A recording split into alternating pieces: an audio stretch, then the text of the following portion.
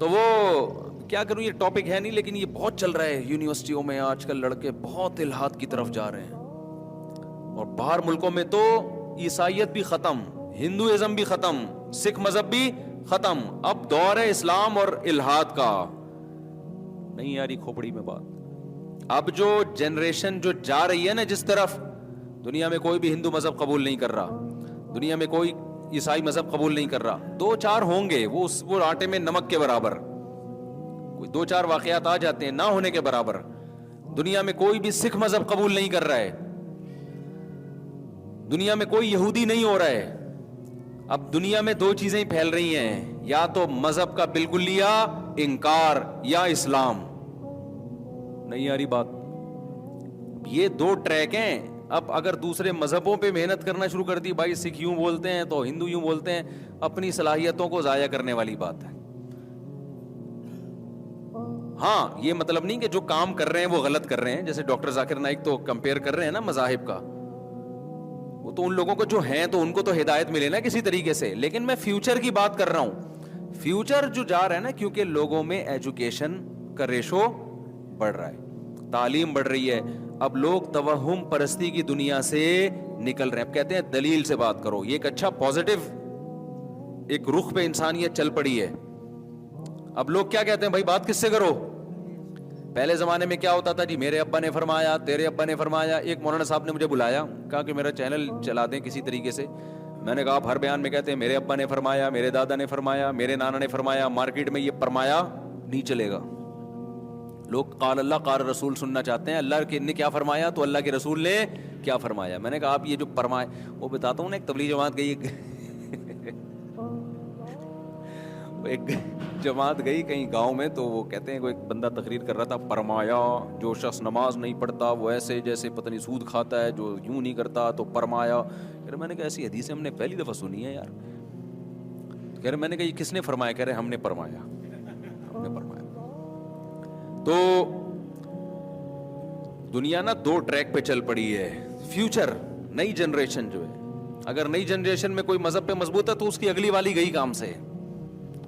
تو اس لیے میں زیادہ تر یہ الحاد پہ بہت بولتا ہوں کہ یہ عقل کے بالکل کیا ہے, خلاف ہے. کیونکہ ان کا جو دعویٰ ہے نا, جو ملحد لوگ ہیں ان کا دعویٰ بڑا اٹریکٹیو ہے. دعویٰ کیا ہے, بہت ہی اٹریکٹیو, کہ ہم سائنس کو مانتے ہیں اور سائنس مشاہدات کے علم کا نام ہے. یقینی چیز ہوگی تو مانیں گے, جب تک وہ ثابت نہیں ہوگی لیب میں تجربوں میں ہم اس کو نہیں مانیں گے. ایسی پکی باتوں پہ زندگی کی بنیاد کھڑی کی جا سکتی ہے.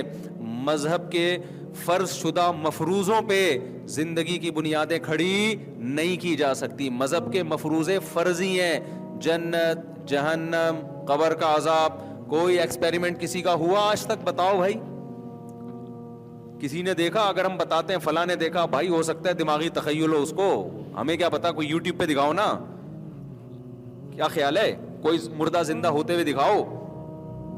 عیسیٰ علیہ السلام کے معجزے تھے, مردوں کو زندہ کرتے تھے, وہ رپورٹ ہے بھائی, یہ ہم نے تو نہیں دیکھا کہ کرتے تھے.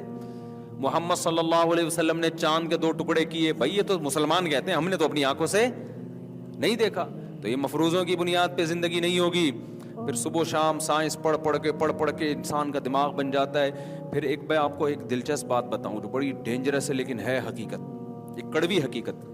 یورپ میں جب مذہب سے بغاوت پیدا ہوئی ہے نا, مذہب سے بغاوت, اس میں یہ تقریباً کہا جاتا ہے کہ 16ویں صدی ہجری میں, یعنی صدی عیسوی میں, یعنی 1500 کے بعد, ابھی تو 2022 چل رہا ہے نا, تو 1500 تک تو یورپ میں عیسائیت کے عروج کا زمانہ تھا. 1599 تک عیسائیت کے عروج کا زمانہ. عدالتوں میں پادری, نکاح پڑھانے والے پادری, طلاقوں کے فتوے دینے والے پادری, گناہ معاف کروانے پادری کے پاس جانا پڑے گا.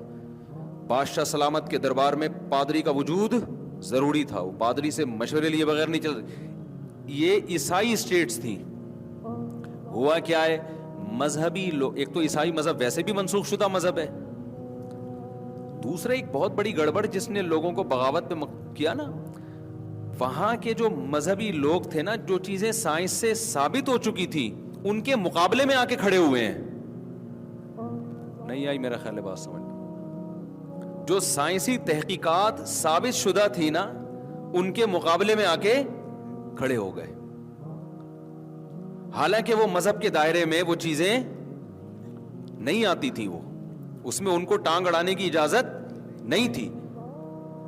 ہر چیز میں نا, ہر چیز میں جس چیز کا مذہب سے براہ راست تعلق نہیں بھی ہے. اب مثال کے طور پر گردے کی جو پتھری نکلے گی, کون سی دوا کھانے سے نکلے گی, اس کا مولوی صاحب سے کوئی تعلق ہے؟ تو میڈیکل سائنس بتائے گی نا. سورج زمین کے گرد گھوم رہا ہے یا زمین سورج کے گرد گھوم رہی ہے, یا مشرق سے نکلتا ہے مغرب سے نکلتا ہے, یا چاند گردش کیسے کرتا ہے, یہ تو زمینی حقائق ہے نا. زمین گول ہے کہ چپٹی ہے, اس کا مذہب سے براہ راست کوئی تعلق نہیں ہے. اب انہوں نے کیا کیا کہ ہر فیلڈ میں نا کہ ہم چما دیگرے نیست, اس کا رزلٹ یہ نکلا کہ آہستہ آہستہ مذہب سے بغاوت ہونا شروع. جو لبرل طبقہ تھا نا, جو کسی حد تک مذہب سے محبت کرتا تھا, پادریوں کی اس قسم کی حرکتیں دیکھ دیکھ کے اس کو مذہب سے نفرت ہونا شروع ہو گئی. اور پھر پادریوں میں سب کی بات نہیں کر رہا, بہت بڑی تعداد ایسی تھی جو نکاح سے دور بھاگتے تھے کہ ہم نے اپنے آپ کو عیسائیت کی تبلیغ کے لیے وقف کر دیا ہے, ہم شادی نہیں کریں گے. شادی نہیں کرتے تھے, پکڑے جاتے تھے. پھر وہ سمجھ رہے ہیں نا, چرچوں میں یہ کام ہونا شروع ہو گیا. اس سے بھی ان کا امیج بہت زیادہ خراب ہوا. تو آہستہ آہستہ لوگوں نے کہا بھائی یہ مذہب سے, یہ مذہب ہی غلط ہے, اور ایسی جان چھڑائی کہ ایسے انتہا پہ جا کے کھڑے ہوئے ہیں نا کہ اب ان کو محسوس ہو رہا ہے کہ یہ ہم نے مذہب سے بغاوت کر کے کیا اپنے سوسائٹی کا حشر کیا ہے. لیکن آئے کیسے اس کی طرف؟ تو اسلام میں بھی یہ ہوا ہے کہ بہت سے, کیونکہ اسلام دین آخری دین ہے نا, اور رسول اللہ صلی اللہ علیہ وسلم نے فرمایا میری امت گمراہی پہ کبھی جمع نہیں ہوگی. عیسائی مذہب تو ایسا تھا کہ اس کے بعد تو نئے پیغمبر نے آنا تھا, اور محمد صلی اللہ علیہ وسلم آ گئے تو اللہ نے اعلان کر دیا اب دین اسلام ہے, اب اللہ عیسائیت کا ذمہ دار نہیں ہے, اب اللہ اسلام کا ذمہ دار ہے, اور نیا نبی نہیں آئے گا, اسلام محفوظ رہے گا. اور اس کی حفاظت کا ذمہ ایسے اللہ نے لیا کہ حدیث میں آتا ہے کہ امت اب گمراہی پہ جمع نہیں ہوگی, یعنی اس امت کے سارے مذہبی رہنما علماء گمراہ نہیں ہو سکتے.